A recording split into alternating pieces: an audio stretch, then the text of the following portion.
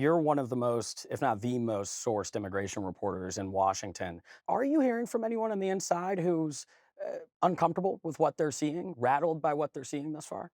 Definitely. It feels like for folks that I've talked to, a sense of, what's next? What else are we going to be asked, to do? What else are we going to be seeing on the news and then confronted with in the government?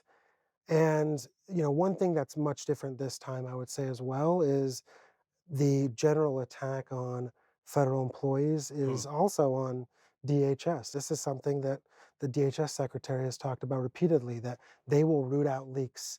And one way to do that is to polygraph people. Mhm. That didn't happen the first Trump administration.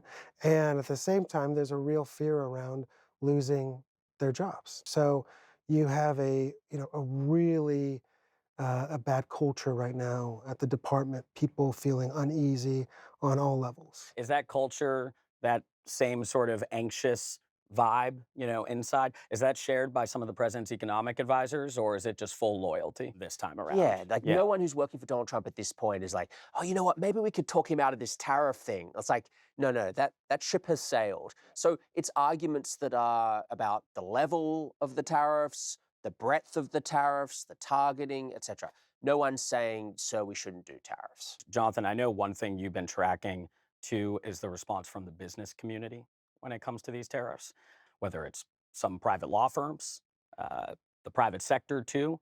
What's the business community's reaction been so far to this saga? Well, I mean, they hate the tariffs, of course, Mhm. but if you're a CEO with any perception or intelligence, you realize that attacking Donald Trump publicly, while it might be principled, is probably not going to get you a good outcome. And what we've seen, setting tariffs aside for a Yeah. second, this parade of business people offering him money, Jeff Bezos, Mark Zuckerberg, you know, it's pretty clear that they're all worried about him targeting them. Mm. And the Trump people weaponize this very effectively. They monetize it, actually. Mm. It's not just that Trump collects the $1 million check for his inauguration.